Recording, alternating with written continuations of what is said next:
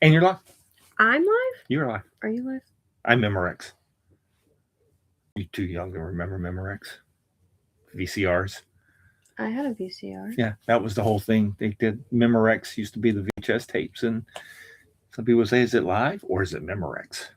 Is it delivery or is it DiGiorno? It could be DiGiorno. Or your delivery could be DiGiorno. Today, technically, your delivery could be DiGiorno because you could order a frozen DiGiorno pizza and get it delivered from DoorDash. You could. Hey everyone, welcome to Between the Gutters, where we talk about everything about how to clean out your home gutters and how. No, I was joking. Yeah, our neighbor was doing it, standing on his roof. He was. I'm way beyond the age. I'm pretty sure it was raining. I am way beyond the age of standing on my roof to clean out my gutters. I am at the age where I pay someone else to stand on my roof and clean out my gutters. I'm just glad we have power. We've lost power 3 times this week, which is a lot for us. Yeah.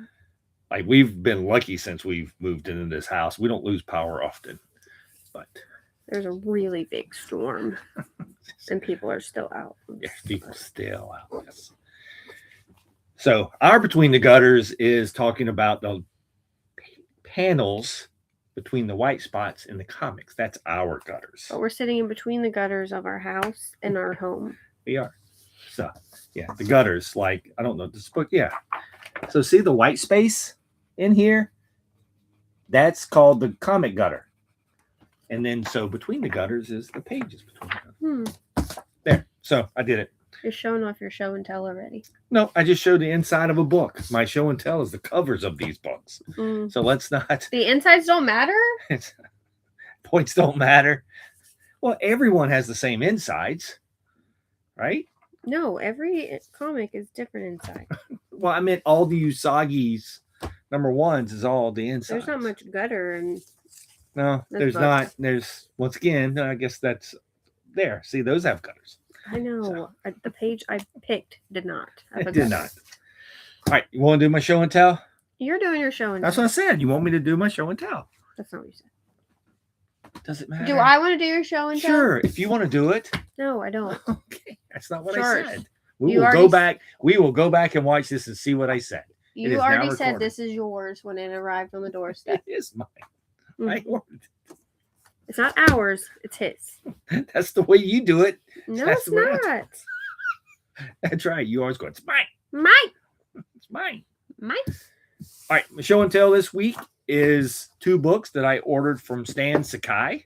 Who's that? Who is the creator of Usagi Yojimbo and many other items. What's that? It is a samurai rabbit. Wow. First, got this cool postcard that was in that. So this is Usagi right here. Oh, I thought this was Usagi. I'm joking. So anyway. Is that a dinosaur? It's a rhino. Oh. See, his horn's just cut off though. Oh, poor but thing. Anyway. Is that a bonsai tree? It's a bonsai tree. And then first up is a Usagi Yojimbo Kaito 84 that was done by Zach Rosenberg and Jared Cullum. Who's that guy? I don't know. She says that because Jared is. We know him. He's an actual friend, believe it or not. So he did the bottom and Stan did the top. Right. It's really cool. Right. So Stan Sakai's Usagi Yojimbo, it takes place many years ago in like feudal Japan. There are dinosaurs. See, there's a whole different. Yeah, but this isn't a dinosaur. But Jared did the interiors. But they also did. He did the cover A's for all of this series, but this was a. Was it a San Diego? It was a San Diego exclusive. So Stan did his part and then sent it to Jared and was like, "Here you go." And then Jared painted his part. He did a really cool job. The cover is phenomenal. Like that's why it's mine. Sure. All of Jared's stuff is in my collection. It is. We're doing this, but this is a Stan Sakai piece that I have all of the other Usagi stuff. So let's remember. But then also from Stan Sakai, I got this beautiful white cover. Can I color on it? You can color on this cover all you want. So this is technically, it is Teenage Mutant Ninja Turtles 20, but it's 300 coming out. And so Stan Sakai did this. God, it's sorry. It is really hard to see. It is this shiny Turtles cover. Wow. It is shiny. And y'all may not be able to see it a whole lot. It is gorgeous. There's turtles. It is samurai turtles. Because as you know, Usagi, or you may not know, Usagi has crossed over with TMNT quite often. And Jared has also done TMNT art. That's correct. Yeah. Usagi originally crossed over in the animated Turtles from '84. Yep. And he's crossed over many times. Did you read that issue? This? Yeah. Yeah. I've read a couple of issues. I don't have issue 5 yet. So I got to get issue 5 so I can finish that. I'll probably just reread it again. I think I read the first 2. There's people down on their luck. Usagi's down on his luck. But they try to help people. See.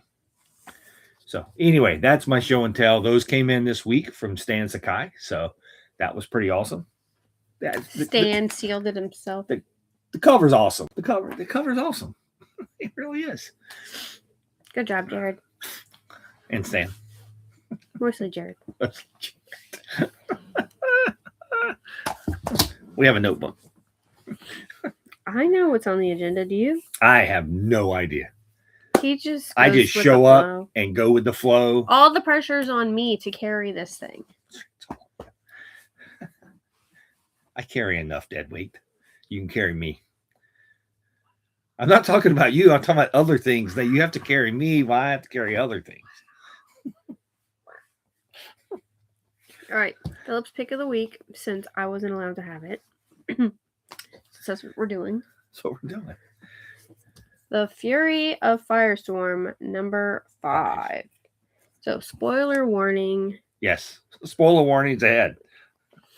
This is going to probably be a book that after the series completes, it's been expanded to a 9-issue. We will probably have one episode of this where we just break this entire book down because this book is masterful. It's my favorite book that's coming out right now, and it's Firestorm, which is really interesting. It does a lot of flashbacks. You can show. So there is a flashback where Firestorm was asked to join the Justice League, and Professor Stein is trying to talk Ronald into like, hey, they invited you here. It's fine. Everything's going to be okay. And then we go to present day where Stein and Ronald are separated. Right. There's only one person controlling the Firestorm. No one's actually controlling the Matrix. The Firestorm Matrix is basically taken over. Yeah, because it was designed to have 2. Right. It was not designed for 1, and the Matrix is taken over. So Laura Lane. That doesn't sound right. That doesn't sound right. Lorraine. Laura Lane. That's like Lorelai. Okay. It didn't sound right. I knew what it was, but it didn't come out right. Lorraine and Dr. Stein are going to try to save Ronald. And if you don't know, Lorraine is Firehawk. Yes. And she was basically... Was she created? She was created similar to how Firestorm was created, like the Matrix created. But she's only one person. But she's only one person, right? But they are in love, or maybe...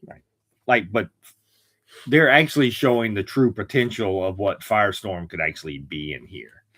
And so here you have where Firehawk is going in and talking to the Firestorm Matrix, trying to get Ronald to come up front, because Ronald's not dead. It's his body still, but the Matrix, the Firestorm Matrix, has basically pushed Ronald's subconscious back. Mm-hmm. And so he's kind of trapped. It's kind of like a Bruce Banner Hulk type situation is really what we're dealing with.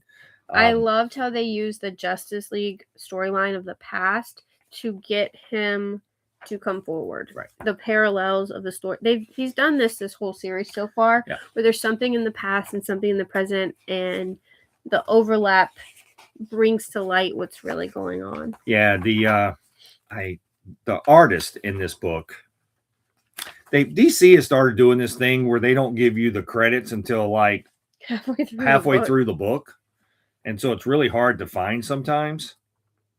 Maybe this one's at the end. Anyway, I wanted to give you the artist. The artist's last name is Del Latore. Guess that's correct. But the art style on the flashbacks is completely different. Yeah, Raphael De La Torre. It's written by Jeff Lemire. But what I find interesting, and I'll show you this page, so you can see present day here, and he changes his art style when he goes back to the past. It's more of like the way it was printed on the old. With the polka dots? Yeah, with the polka dots. So you can kind of see here how he's giving you the separation between the past and the future. So happy Saturday. Woo-hoo. We made it. We made it halfway through Saturday. But anyway, he does a great job. This book is amazing. Yeah, the book overall is amazing. And like you can even see the differentiation between, this page here where once again he's fighting Eclipso in the past to this where the Firestorm Matrix is taken over and it's like the new style art.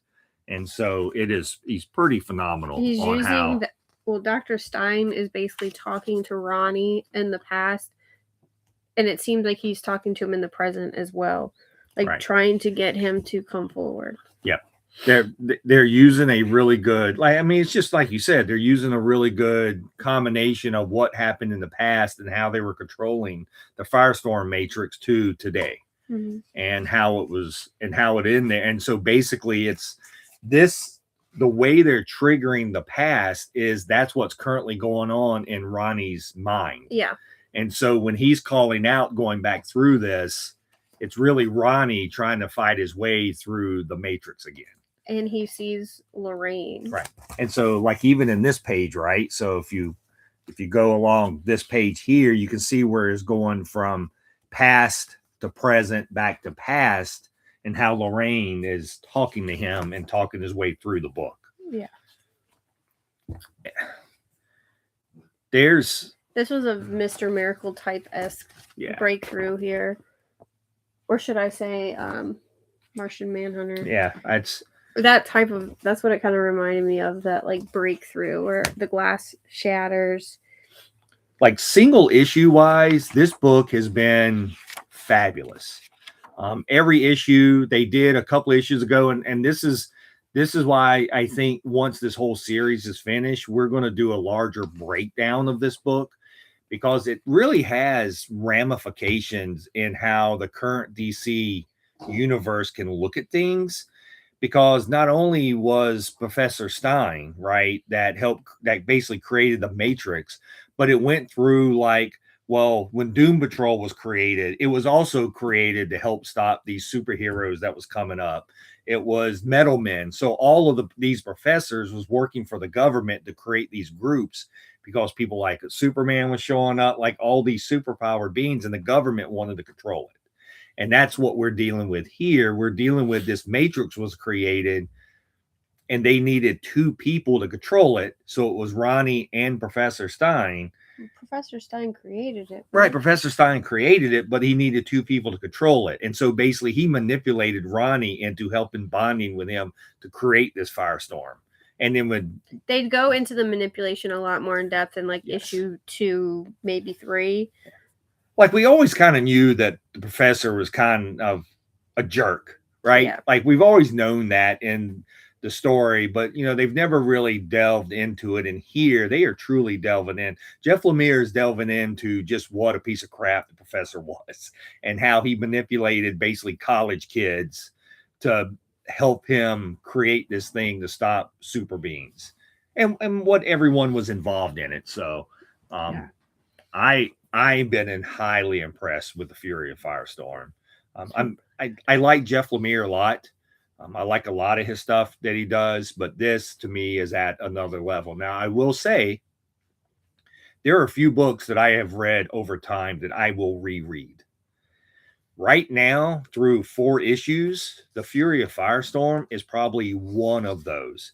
With the story they're telling, with the way that people are dealing with manipulation and all that. Now, I will also admit that Jeff Lemire has to stick this landing, right? Like, he has given us a bunch of stuff, and this is not a book that can just go out on a whimper, right? It has got to give us burn bright. It has got to pull through all the way through. And so 4 issues it has. It was originally 6, now it's a 9-issue series. I can't imagine this ending in one more issue, because was it 5? That's number 5. Oh, that's number 5. Sorry. So yeah, it was initially a 6. So it is now basically expanded to a 9. You probably could have ended it, but I think you'd be rushing it. Yeah. And so I mean, unless he's already expanded upon, right? Like with yeah. Like, I mean, if like Lorraine was kind of getting to Ronnie at this time, and they were talking to each other, like if you would have just ended it like, oh, love persevered and came through, like that would have been that would have been anticlimactic. It would have been right for this book. Yes, it would have been very anticlimactic. So Professor Stein has more up his sleeve. I think there's still manipulation involved in this book, and I think we're going to see that. So, can I have Xenozoic Tales? Sure, right here. Yeah, there you go. Thank you. You're welcome.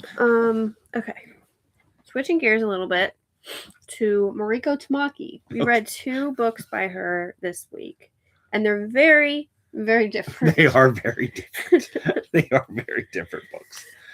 Barbara Gordon Breakout number 4 was the first of 2. Mariko Tamaki's, yeah, this is number. Okay, so I haven't read the Batman series yet to know why was in jail. Right. You've told me. Right. You want me to tell you again? Sure. All right. So how does she get here? So what has led us up to Barbara Gordon Breakout started in the Batman book, right? Mm-hmm. And what's happening in the Batman book is Vandal Savage actually became the police commissioner, and his goal in life is to take out Batman. Well, a part of that, then Poison Ivy ended up becoming mayor. And so she then gave Vandal Savage free reign to take out all the Batmen, Bat people, whatever, Bat family, to do whatever they need to do. And so then there was a effort by everyone to go blow up any hidden Batman caches. They blew up the Wayne Manor. They blew up everything that they could. Now, I do think Vandal got to a few of them, and Barbara was coordinating this. And she had already decided, you didn't know this until the end of the Batman book, right, of that issue, but she had already decided to protect everyone else, that she was going to give up herself as an accomplice to the Bat family. And so she did. She turned herself in to make sure all the rest of the Bat family came out. She had already made a message and sent it out and say, y'all protect Gotham and do all this, because something else was going on in Gotham at the same time, where a bunch of people were getting murdered in different places, and one of them was in the prison. So she's essentially undercover trying to figure out what is happening in the prison. But a lot of people are getting attacked. And so that's what led up to this. She let herself get captured to help the Bat family get away from everything and to basically try to hide from Vandal Savage right now. And then it led into this. And then she's now trying to solve who is killing people inside, I think Blackgate. Is that the prison they're in? I always get all the prisons confused in all the Bat books. Sorry. But this is issue 4, so she's been in there for a while. Right.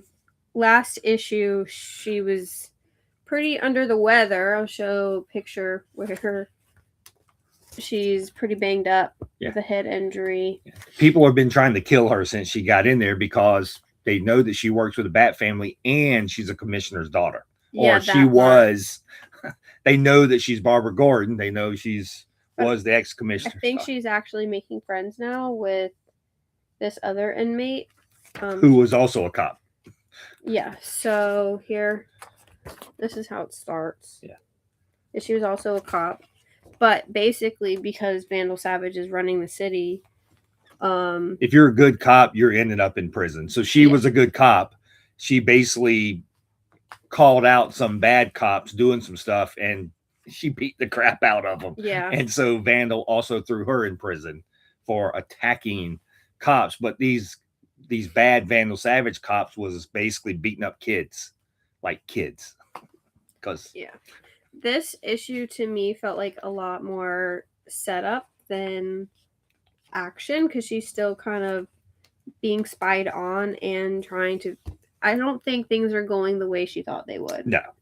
Well, So- I think that what they're doing in this book is Greg Rucka, by the way, everyone. So Greg Rucka is writing this book, No. right? I mean, Tamaki's writing this book. Greg Rucka's writing the stuff that's coming after this. That's a part of this whole stuff. But Tamaki's writing this, but it's a part of that old story too. What they're doing is they're setting all of this up really to lead into Bad Seeds. Right. And that's where they're going. And that's where Rucka's going to come in and his part. And that's the Gotham Central and all that. So all that is kind of leading into. Was he writing there. General? He's writing General. Can't think of what's his name is writing. Blue Flame. He wrote Blue Flame. Cantwell. Christopher Cantwell was going to be writing Gotham Central. The Gotham right. The Central that I read was Rucka. Was Rucka, right. So but all of this is kind of leading into there to Bad Seed is where it's going. So Tamaki's got her part of all of this because we know this book can't last forever, right? We got Bad Seed coming up. Barbara Gordon can't stay in prison forever. Why so can it's she? nasty. Can she survive it? But that's what they're doing. And there's mysteries throughout this, right? Like, I mean, she's even fighting part of the the police in the prison, the wardens and stuff. Like it's the way it's playing out. Well, the last person she kind of befriended in prison was drugging her. Yes. And that's how she ended up with her head injury. So she's really trying to figure out who she can trust and how to get what's going on. Right. And also figure out the murders. Like here, she's, people are calling for help because of the murders and all that. And she tries to go, what's going on because she wants to help. And then they're like, no, you don't. It's not. So this was actually the first, everything leading up to this, including this, has been set up really. But we took a big jump here on where things are going. Yeah. Right. Like we saw one piece, but then more pieces have now played into this. Like I said, I don't think this is really going to end up playing out until we get to Bad Seed. Because I don't think, if I remember correctly, there is no Barbara Gordon breakout during Bad Seed. I mean, there might be, but it's not part of the it's not. That's what I mean. That's what I mean. So, but you can't. That's what it's. So it's kind of leading into the other things to go through that process. All right. Well, changing gears with more Mariko Tamaki, not Greg Rucka. Well, I'm trying to tie everything together into the Batman stuff and what's going forward too. So you've already told everyone 30 times it was Tamaki. I didn't need to. You wanted me to put it together. You can't have it both ways. Okay, Tamaki wrote this. Okay. Hello, Kitty and friends. Hello, world number 1. And this is a Rian Gonzalez variant. I love her art, but just look how cute the little town is. It is adorable. So, and there's a map at the beginning too. The art is exactly like you would think it would be for Hello Kitty. You lift it up a little bit so you can see the bottom of the map. I mean, I'm covering up my face. It's fine. Keep covering. Do you say Sanrio or Sanrio? I would butcher it no matter what. Hello, Kitty. So actually, this is a mystery. It is a mystery. So someone in town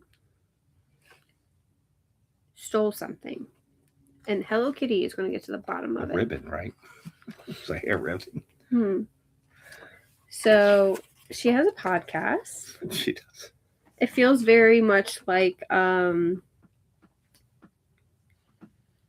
Girls Guide to Murder, except for it's thievery. I've never read any Hello Kitty stuff. I know who Hello Kitty is. I know everything across the board. I've seen all the stuff. It's adorable, right?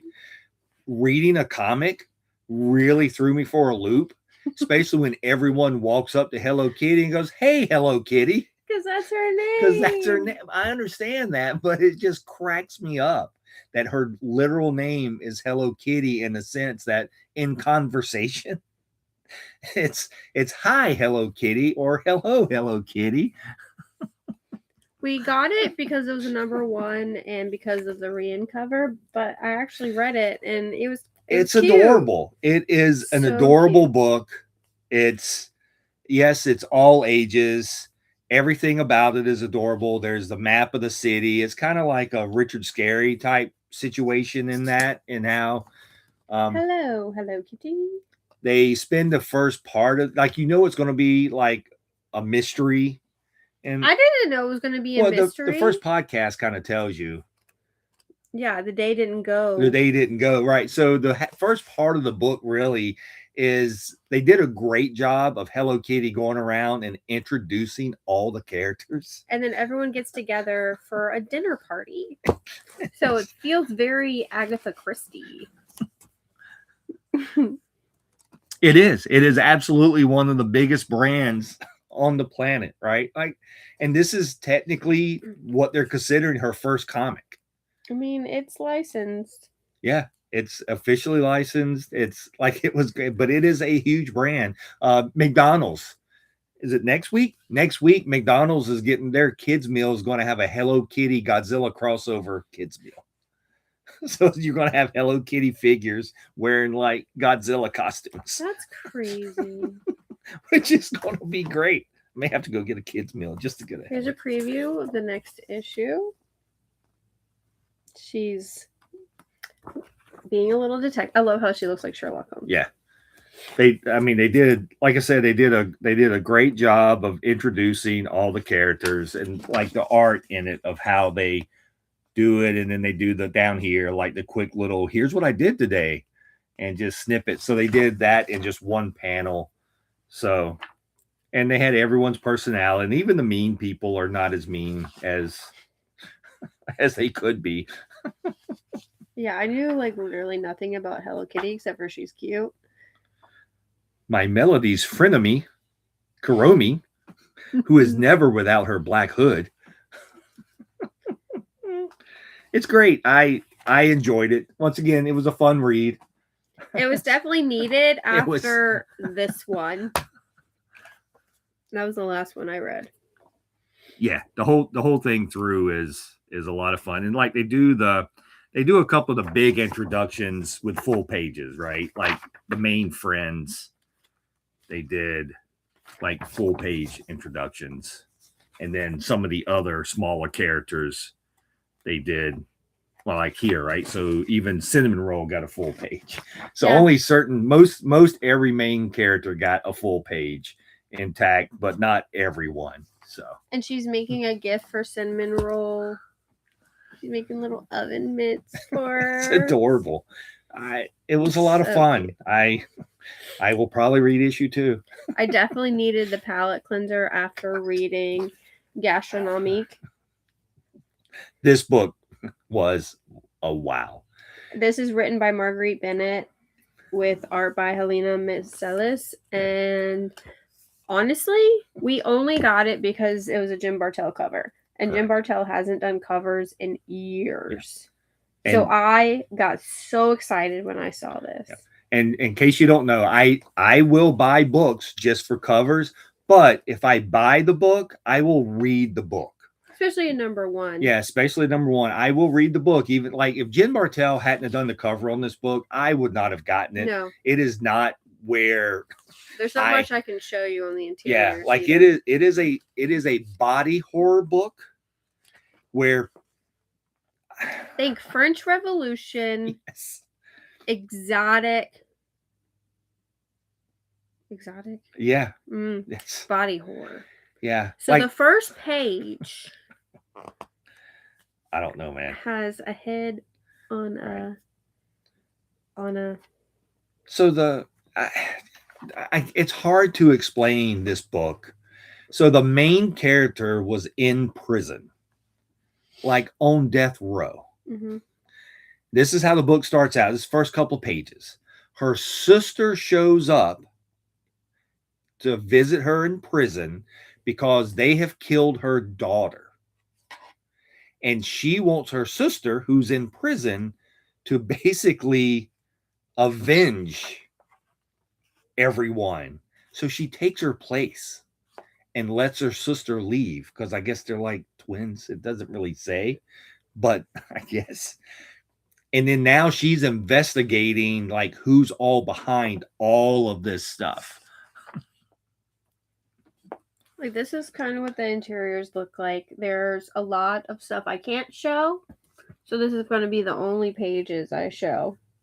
But the body horror piece comes in like there. It has a guy that he's like a freak show, right? Like he goes to these parties and he eats everything. He literally eats the whole roast by himself. Like you can show that page. No, I'm not showing that. I'll show the page. Like him, like he sees like sword, he ate a key, he's eating this pig, like he's eating everything, but then it kind of gets worse. Like murder and everything else. And there's a lot of there is nudity in here. Like it's across the board. That's what I mean by exotic. Right. Well, eating a snake is pretty exotic. Right? Like, let's be fair. You can show that page, right? There's a snake. Yeah. So like eating, like the main character has to do with snakes, and this guy made a mistake and ate her snake. Oh yeah. This book was so it is a lot. Strange. And then even the ending of this is insane. I can't show it though. No, you can't really show. But if you do like horror and you like French Revolution horror, then this would be right up your alley. Like it is pretty insane. Ow! Something stabbing me in the foot. Yeah, it's called a cat. Marguerite Bennett is really good at whatever that is. So that is what she's good at. So that is what we read this week. We both read this week. Right. You read some other stuff, but I did. You didn't bring it. No, I mean I've read Supergirl Survive is an Elseworld that's coming out right now. I mean, we're trying to only do the books that we read together. So yeah, there was a lot of good stuff. I could talk and talk forever. So, but Frank Quitely is also a wonderful artist. I agree. Finally finished Crisis on Infinite Earths. I finally finished this. You did. I wasted so much of my time reading this. Yeah, I don't think people who didn't read this when it initially came out realize how wordy Crisis is, because for DC at the time it was a big deal, right? Because DC had so many different Earths, right? You had Earth 1, Earth 2, that's where the JSA was on Earth 2. X. Right. So you had all these different things, and this was DC's attempt of getting rid of the multiverse, basically, and bringing everything together on one Earth. And they killed characters. Flash, Supergirl. Supergirl and Flash this is where Barry Allen died, was in this premise. And Flash takes over his suit at the end. Right. And that's your favorite Flash. Wally West is my favorite Flash. Mm-hmm. That is correct. He is. But not as Kid Flash. Not as Kid Flash. He had enough issues as Kid Flash. So I read this in between the New Teen Titans Volume 10. So I was reading it in like publication order. And so the issue after Crisis was issue like 15 of Volume 2. There's no mention of Crisis. Like it didn't even happen. So like, well, most people don't know it happened. Right. Most people don't know it happened. It just happened and then we moved on. Right. Like that's blowing my mind. Yeah. Like this thing happened, but most people don't know. Like most people either forgot it happened. There's only a handful of people that remember. Like the two Supermen, or I guess it's Superman and Superboy, but they're reeling because one is separated from his Lois and one lost Kara. Right. His cousin. Right. So they're reeling from that. And then, of course, there's a madman in an insane asylum. Like, I'm the only one who remembers this happened. Yeah. It was nuts. It was chaos. It took me way too long to read. Yeah, I don't think it was until much later on that DC actually had it where people remembered the crisis happened. But that was when the multiverse came back. Oh, God. We got to do this again. Well, it all came back. Infinite Crisis. Right. Well, that was the whole. So, like, out of this is where we really got more and more Elseworlds, right?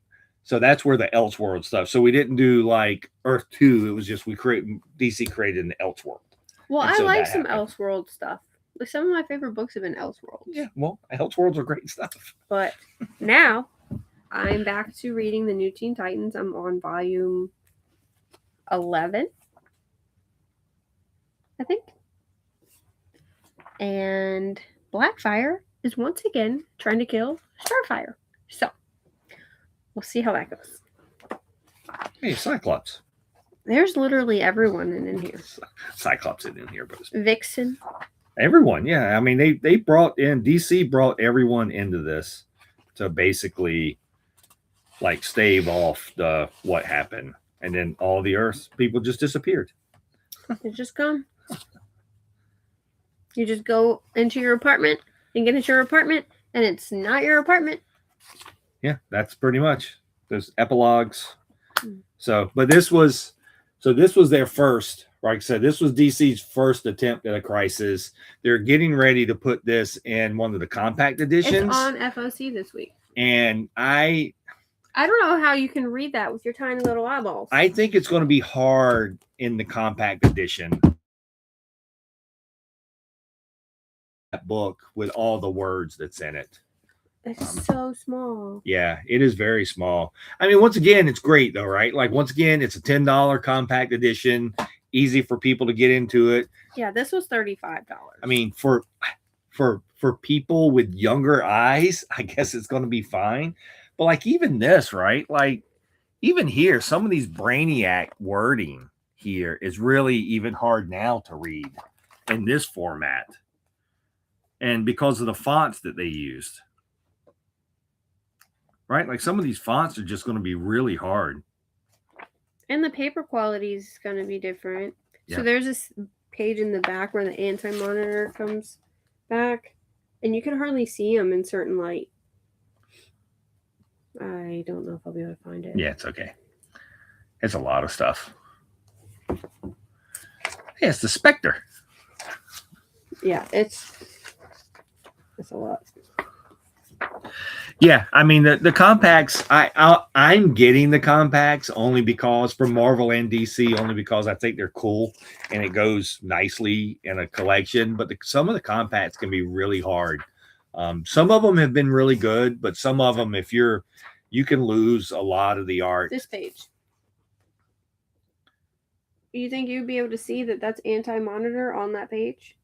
Oh, it's going to be a little bit harder with the outline of the red. Yeah. So, yeah, I saw somebody the other day actually do, I think it was on TikTok. They did a reel about how one of my favorite books is Supergirl, Woman of Tomorrow.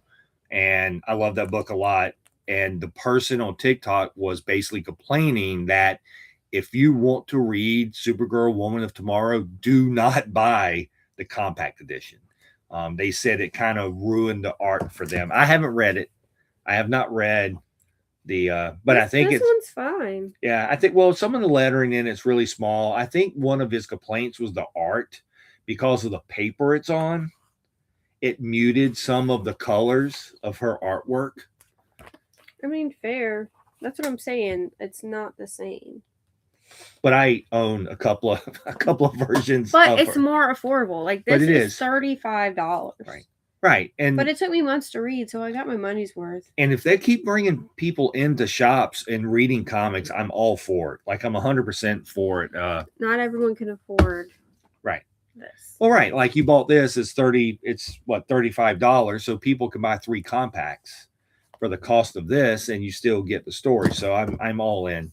I'm all in on that. All in. I see what you did there. See what I did there? Mhm. I like that. Mhm. Okay, I appreciate it. The I think it coming after. I think it might be after Bad Seeds. I think after Bad Seeds, it's going to be Nightwing is going to be like Damien and Nightwing in the Nightwing book. Yeah, I've seen that. So that's going to be pretty cool. Yeah, they're not going to get along at all, are they? Yeah, that's going to be fun. Little bro. Yep. I like that. So, what else is on FOC this week? let's I'm excited for another Stephanie Williams series. She's doing Any Given Smile. So it is about football, but there's also a gambling aspect to it. I read a few pages of the So it's real life stuff. ash can. That was in here. I don't know where it is now. I don't know. I was reading it. I know. I was It's looking over for it. there. Oh, it's over there. So there's a gambling aspect to it, which I don't love. But I'm curious to see where the story's going to go, so I'm going to read it. But that is on FOC. I'm ordering the football card variant because I think that's pretty cool. Right. It is pretty cool. Yeah. There's like a supernatural element too, of course, because Stephanie Williams does mostly horror stuff. I agree with you. I'd be all over oversized new print stuff. I love Treasury Edition books, and I love any oversized stuff. If you want to reprint stuff in an old newsprint style, oversized, I'm all for it. I would love that. Like you wouldn't even have to bind it anyway like this, right? So many oversized books already. Like you wouldn't have to bind it or anything like this. Just make it. Even the cover can be just like old newsprint stuff. I think it would be fun. What? It's all over. It's all over there. It's all over there. So I'm not reaching. that would be fun. The other stuff on FOC this week is, what was the other stuff? There's a Gotham Central. Bad Seeds, Gotham Central, not General. Yeah, Gotham General is not on FOC, and it originally was because it was supposed to come out the same week. So I don't know what's going on there. Yeah, I don't either. That's on Lunar. So that's the big thing this week is that Gotham Central. That's the next part. That's like week 4 of the Bad Seeds. Right. A big thing that's on the PRH FOC for me this week is Ready Player One graphic novel. So I am pretty excited about that. I'm excited to see how they do everything in the graphic novel form. I imagine it'll look more similar to the movie than the book. That's my thought because of some rights and stuff. But I'm very curious. I'm very curious how they do this graphic novel with the rights and stuff. If they do more like the book, that'll be great. It could be. But I don't know how you're going to pull that off. I don't either. That's why I'm very intrigued. That's why the movie was so different. Yes. And not a bad way. No, not a bad way, right? Like you can use some of those characters in the book because of the way they're talking about, but visually you can't use a lot of those characters. But we'll see. We'll see what they do. Another interesting thing to me on FOC this week was Marvel has been, I guess, kind of leasing out their rights to a bunch of their older stuff because Fantagraphics is actually printing the old Atlas stuff. And now Dark Horse is getting ready to do like Marvel Horror Archives. So their first Horror Archives coming up that's on FOC this week is Vampire Tales. It's volume 1 Vampire Tales from 73, 74. So that whole series. So I'm intrigued how Marvel keeps putting out their old stuff to these other companies to do because is it Clover? Clover Press is getting ready to restart up the Masterworks, the hardcover Masterworks, and they're going to be Kickstarters. So I'm intrigued how Marvel is doing that because I guess they just don't want to go back in their archives. And why? At this point, you just let other people do it, and everyone can do it well. Like Dark Horse does hardcovers well. Clover Press, if you have not seen one of the art books from Clover Press, I would take some time and go look at them. They do a great job. a great job on those books. So I think they will do a great job on the Masterworks. And they're picking up where they left off, right? So like there's a couple of new Masterworks. They're going to start at number 1 when they do that, but a couple of them that's coming out is like volume 4 or volume 9. So they're not going to start back over at 1. So, well, I mean, they may reprint some of the old stuff once it gets going, but I don't really think that's their plan. How are they going to look next to the other ones? My assumption is they're going to get all the stuff. I mean, they have to, right? I don't know. But anyway, so Dark Horse is on Penguin Final Order Cutoff this week for the Marvel Horror Tale. So pretty excited for that. I am. I'm glad that a lot of the older stuff is getting reprinted like that because it's just hard to find. And once again, they're not expensive books. It's just go find them. Right. And that's the problem with some of like the old Atlas stuff. Like some of the old Atlas stuff is expensive, but at the same time, you can't really find it. Like you can't go find an old like Western Atlas book or horror Atlas book just at even in the convention. And so by reprinting this, it's great. So I'm pretty happy about that. So which Masterworks do you not have a full set of? Oh, the only Masterworks that I'm actually getting is Spider-Man. Yeah. Didn't they finish that? No. Well, no, we're only up to like issue 200 and something. Oh, so they're just going to continue. They're just going to continue. Yeah. That's the only. So I only have a couple of Masterworks. Most of them are all the Amazing Spider-Man Masterworks I have. I also have a British edition of Volume 1, and then I got the 300th printed Masterworks, which was Howard the Duck. So I did pick that one up. But I think there's another one coming out from Clover that I will probably pick up because I don't have that series. So what is something you'd want to see reprinted? In Masterworks? Yeah. They're kind of reprinting a lot of the old. Well, I mean, at this point, I don't know. Like, you don't know what you would want to see? Yeah, like I mean, they've already printed a lot of stuff in Masterworks. They're not going to go back and reprint that. I didn't say that. Like, what have they not done that you'd want to see? I don't know. Like, it's hard to say now, right? Because Dark Horse is doing the vampire stuff. Fantagraphics is doing the Atlas stuff. Like, and you've already got in Omnibus the What Ifs. Yeah, and you have your ROMs reprinted. Right. The ROMs are stuff like that. I will tell you what I would like for them to reprint, and I know it's all a licensing. Well, but that's Masterworks is a different level because those are expensive books. Right. So I would not want in a Masterwork. I would want in like a trade or something like that. And I understand a lot of this is a rights issue.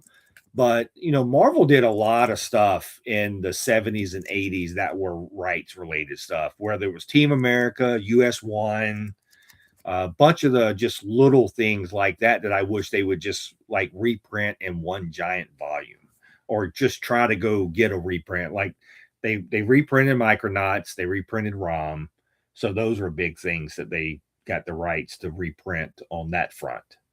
But those rights now are over at Skybound. But Marvel's still reprinting them, right? They even reprinted